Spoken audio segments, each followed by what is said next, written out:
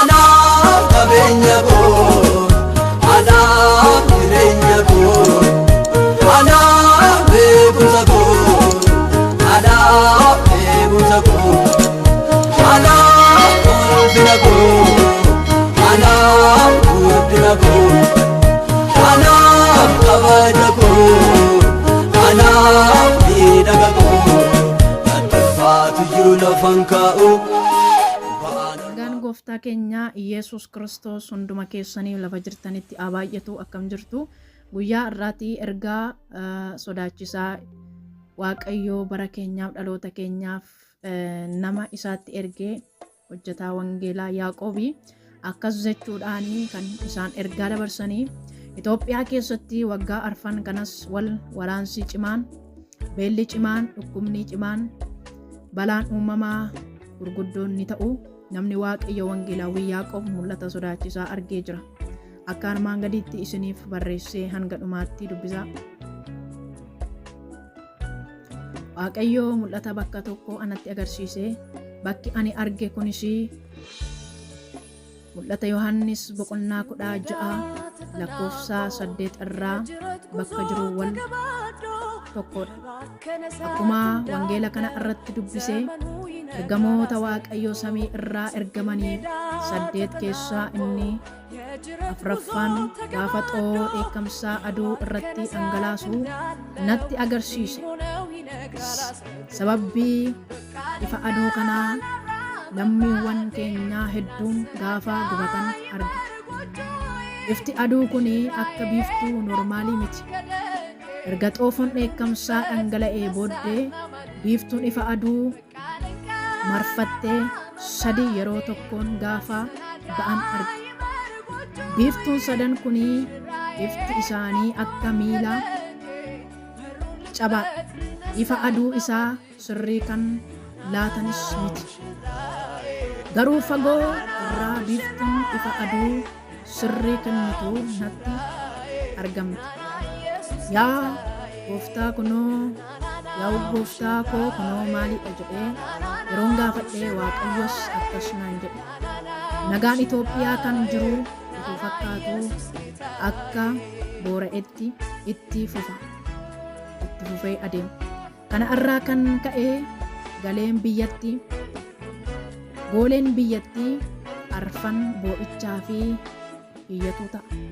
Sababbii kunis Waaqa duratti haraaraa kadhachuu, mana Waaqaa irraa ka'uu, Waaqa isaa abaaruu jalqabu. Waaqayyoo arrabsuuttis ni jalqabu. Cubbuu dachee kanaas daaraan cima ta'ee haammachaa adeema. Sababbii kana irraa kan ka'e uummata Itoophiyaa walakkaa kan ta'an ni harca'u, ni du'u. Dheekkamsi Waaqayyoo irratti bu'a. Garuu namoota maqaa koo ulfeessan anaan kabajanii fi biiftuun qajeelinaa isaaniif nan baasa. Dheekkamsa kana irratti isaan nan oolcha. Nagaadhaanis isaan nan ceesisa naan jedhe. Mul'ata Yohaannis boqonnaa 16 lakkoofsa 8 irraa akkas jedha. Ergamaan inni afraffaan immoo waciitii isaa keessaa biiftuu irratti gadi ni naqe. Inni immoo ibidda isaatiin namoota waxaluun ni kennameef. Namoonni soo'a sodaachisaa sanaa ni waxalaman. Kana keessaa immoo isaan Waaqayyo isaa dha'icha kana hundumaa irratti gooftummaa qabu maqaa balleessan malee yaada garaa isaanii hin geeddaranne. Waaqayyos ulfina hin laanne. Ergamaan inni 5ffaan immoo waciitii isaa keessaa teessoo bineensichaa irratti gadi ni naqe. Mootummaan bineensichaas dukkanaan ni liqimfame. Namoonnis dhiphina irraa kan ka'e arraba isaanii cicciniinan. Dhiphinni isaanii fi madaan isaanii irraa kan ka'es Waaqayyo Gooftaa Waaqa maqaa balleessan malee yaada garaa isaanii geeddaratanii hojii isaanii irraa hin deebine. Ergamaan inni 6ffaan immoo waciitii isaa keessaa Efraaxis laga guddicha irratti gadi ni naqe. Bishaanichi ni goge. mootonni warra ba'a biiftuu akka dhufanis karaan ni banameef. Yommus ani afaan bineensichaa isa akka jawwee sana keessaa, afaan bineensichaa isa kan keessaa, afaan raajii sobduu keessaas hafuuronni xuraa'oon sadan fattee fakkaatan utubaan nan arge. Isaan hafuurota seexanaa warra milikkita garagaraa argisiisanii. Isaan kun mootota guutummaa biyya lafaa lola guyyaa isaa guddaa kan Waaqayyo hundumaa danda'u sanaaf walitti qabuudhaaf warra ba'anidha. Sagalee tokkos kunoo ani akka hattuun dhuftutti nan dhufa. Namni dammaquu, namni qullaa isaa adeemee saala isaa bakkeetti akka hin mul'annetti uffata isaa eeggatu haa gammadu jedha. Hafuuronni hamoonni suni mootota sanaa iddoo afaan Ibrootaatiin Armaagood jedhamutti walitti ni qabaman. Ergamaan inni torbaffaan immoo waciitii isaa keessaa qilleensa keessatti gadi ni naqe. Sagalee guddaan tokkos mana qulqullummaa keessaa teessoo sana biraa ta'e. Balaqqeessi inni balaqqeessa'e, sagaleen biraa qaqawweenis wal jalaa ni qaban. Laftis guddisee ni socho'e. Guddinni sochii lafaa sunis ergaa namni lafa irratti uumamee sanyii isaa takkaa kan hin taanedha. Mandaraan inni guddichi kutaa sadanitti gargar ni cabe. Mandaroonni saba biyya lafaa ni jijjigan. Waaqayyo immoo Baabiloon guddittii xoofoo dheekkamsaa isa sodaachisaa keessaa akka dhugduu fi isheedhaaf kennuu ni yaadate. Biyya bishaan keessaa hundinuu baqatee ni sokke. Tulloonnis ni argamne. Cabbiin dhagaa gurguddaa tokko tokko isaa akka kiiloo giraama 60 ulfaatu Waaqa keessaa namoota irraa bubu'ee, dha'ichi cabbii sunis baay'ee guddaa sodaachisaa waan ta'eef isa irratti kan ka'e namoonni Waaqayyoon maqaa ni balleessan jedha. Ergaa kanaa yeroo dhaggeeffannu akkuma qallaalee akkuma salphaatti dhaggeeffannee irra darbuu osoo hin taane Waaqayyoo yeroo kamiyyuu waa'ee bara keenyaas hin dubbataa, dhalootaatti hin dubbata. Waaqayyo nama kassaa ta'etti baroota dhufuu barri akkamii akka dhufuu bara keessatti maal akka ta'uuf jiru karaa saba isaatiinis hin dubbataa, karaa garboota isaanii hin dubbataa, caalumatti immoo karaa dubbii sagalee isaatiin kan dubbatudha jechuudha. Lafa kanatti ergaan namni Waaqayyoo wangeelaawii Yaaqoob dabarsanii barri guyyaa waggaa 4 fi bara lolli guddaan itti ka'u akkasuma isa kanaan dura ta'aa ture caalatti rakkinni guddaan akka dhufuudha kan isaanii Waaqayyoorraa ergaa Waaqayyoorraa fuudhan kan dubbatanii kana duwwaa miti itti fufa jechuudha.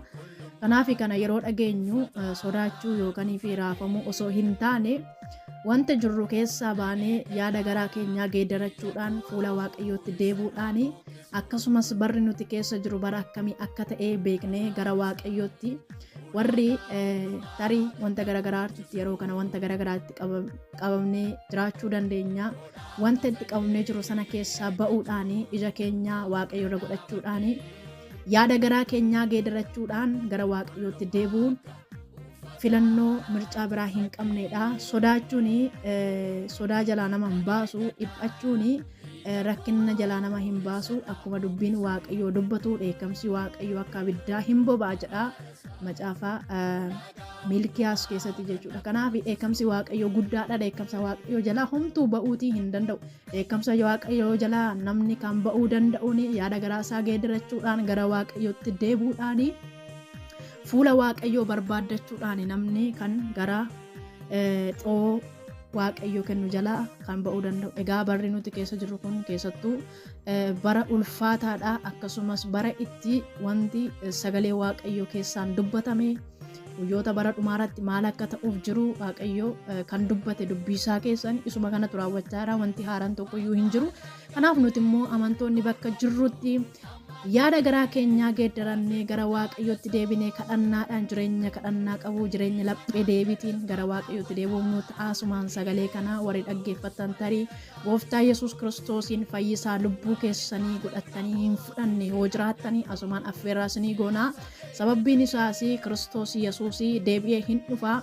yoo dhufus immoo akka kaleessaa salphinaan dhufetti otoo hin taane ulfinaan marfamee kumaatama ergamootaatiin marfameeti kan inni dhufu. Dhufeesis immoo warra qulqulloota, warra isaaf fo'aman, warra isatti amanan, warra uffata cidhaa ofirraa qaban, warra maqaa hoolichaa adda isaaniitirraa qabanii fi bara inni itti muka jireenya namaa baasutti guyyaa isaan geessuudha.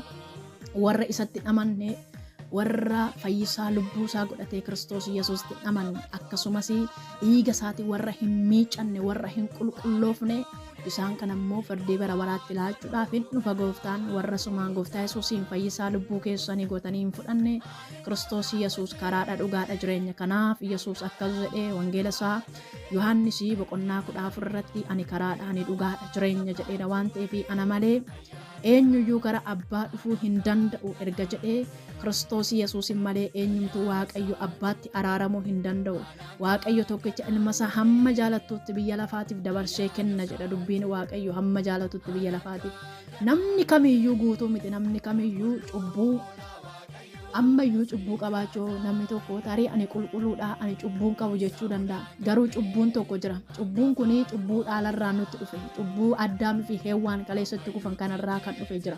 Cubbuu kanarraa namni fayyuunii kan danda'u, cubbuu kanaan Waaqayyotti araaramuu kan danda'u karaa tokko qofaan, innis karaa Iyesuus Kiristoos ilma Waaqayyoo isa waaqarraa gad bu'ee foon namni cubbamaan uffatu uffatee dhiiga isaa immoo fannoo irratti nu lolaasetu isa cubbuu keenyarraa nu qulqulleessa. Isatti amanuudhaan, dhiiga isaatiin qullaa'uudhaan namni kan Waaqayyo abbaatti kan araaramuu danda'u. Kanaaf gara Waaqayyootti deebi'aa.